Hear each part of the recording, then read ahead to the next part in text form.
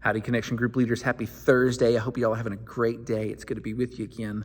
I'm in here in the fellowship hall. We used to call this the worship center, standing up front specifically because I thought it'd be kind of fun. Several of you I know got married right where I'm standing. And many of you have kids who learn and hear on the regular basis. And that's what we're talking about, how do families interact. So this felt like a great spot. So let's dive in. Let me just say this. Ephesians chapter 5 is not 11 verses on how to have a great marriage. You got to get that, okay? It's not the blueprint. It's helpful, but the point is not, here's how you have a great marriage. The point is, here's how the gospel is furthered through your everyday lives. So let's jump into this. Right out the gate, it says, wives, submit to your husbands. That might be the most hated verse in the entire Bible. I know incredibly godly women who refused to use that phrase in their wedding vows. I'm not going to say that. And I get it. I really, really do. However, we can't get away from that phrase because it's right there in the scriptures. And it says specifically, wives, submit to your husbands as the church submits to Christ, right? At least we're supposed to. But the good part, the part that ladies tend to like is, husbands, you're supposed to love your wives as Christ loved the church. Oh, I would so love for my husband to love me like Christ loved the church. Well, what did Christ do for the church? He died.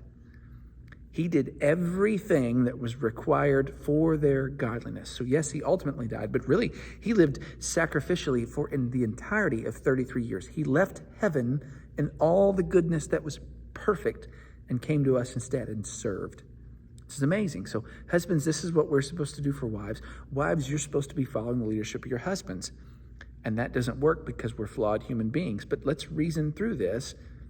Ladies, would it be hard to follow the leadership of a husband who is in fact leading you in a way that looks like the way that Jesus led us as human beings while he was on earth? And the answer is no. And at the same time, men, would it be hard for you to live sacrificially for a woman who is lovingly honoring you and seeking to follow your leadership as best as she can? And the answer is no. Normally we're opposed to circular reasoning, but actually this is a great cycle to be on. I like to call it the blessing game. And I also like to use the phrase, the theater of the gospel, because that's what's going on here.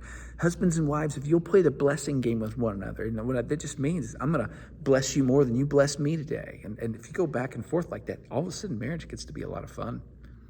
But when I say the theater of the gospel is this, we go to the theater because we want to see these incredible stories, and they're usually outlandish, but they're inspiring and they're encouraging and they make us think. Think about this. If your marriage was a theater of the gospel, and what I mean by this is, again, two incredibly flawed human beings who are trying to follow the leadership of Jesus and live like Jesus did. So husbands, you're loving your wives sacrificially. You're doing what's required at great cost to you if need be, doing what's required to establish the godliness and the holiness of your spouse and to do what's necessary to bless her. And on the flip side, women, if you were living sacrificially and seeking to honor your husband and support him and encourage him and yes, follow his leadership, and you're doing that in a world where the world knows you're both flawed.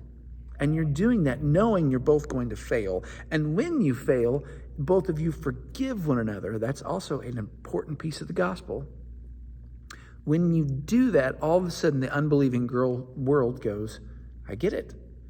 I kind of understand Jesus now. And by the way, Paul talks about this right towards the end of the section. He says, this is a mystery, but I'm talking about Christ and the church. This is the point. We want people to understand the gospel, and the Lord uses our everyday lives to do this. And then he carries it on to children, right? Children, this is everybody's favorite verse. Children, obey your parents because this is right. Children, is it hard to obey parents when your parents are living incredibly godly lives? Generally, no. Now, again, we've all got anecdotes about incredibly godly parents who have kids that went completely off the rails. And we've all probably got stories about incredibly godly children that came from total heathen families. But by and large, this is how it works. When mom and dad get marriage right, parenting becomes a little bit easier.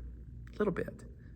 Because if kids see mom and dad submitting to Jesus and submitting to under each other, all of a sudden they understand why it's important to listen to and obey mom and dad. Now, I will say this. The curriculum says, right as the children's section started, it makes the phrase, it's hard for children to obey their parents.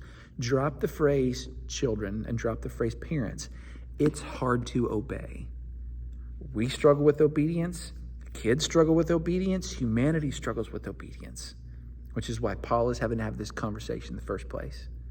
But he's saying, if we seek to do these things, and if we're gracious with one another, man, your family becomes an incredible avenue for the gospel.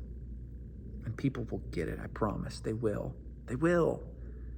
So try to implement these things into your lives and call your connection groups to implement these things in their lives too. And some of you are speaking to children, so absolutely emphasize the importance of obeying your parents, even if mom and dad are total heathens. And that's really, really hard. Men call each other to sacrifice, live sacrificially, and love sacrificially wives. And some of them I know are not always very easy to love. And certainly, ladies, I know that we are not always easy to love. But this is what Christ calls us to. And he gave us the example of what that looks like, because we collectively weren't easy to love and to serve. And yet, that's what he did for us. And that's so appealing and so beautiful. And so we as a church, even though we don't do it perfectly, we are seeking to follow Christ and submit to him, because that's a beautiful thing. It's the theater of the gospel. Last thing I'll say is this. Don't be scared of verses 5-9. Okay, it gets into the slavery subject, and I know that makes people, just that word makes people queasy right now. Slavery in the scriptures was not the same thing as what went on with the South. You don't have to get into those details, but what you do or can do, and I hope you will do, is just point out the fact that this is actually a good model for us as employees and as students. For students especially, man, everybody at that school is in charge of you. You're not in charge of anything, right? Even like upperclassmen get to tell lowerclassmen what to do.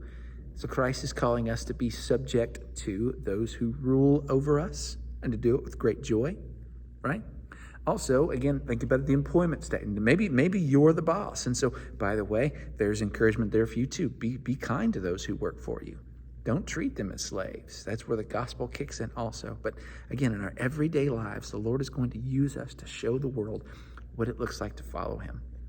So take joy in talking about that this on Sunday. Guys, we love you so much. Can't wait to see you. We'll talk to you soon. Bye-bye.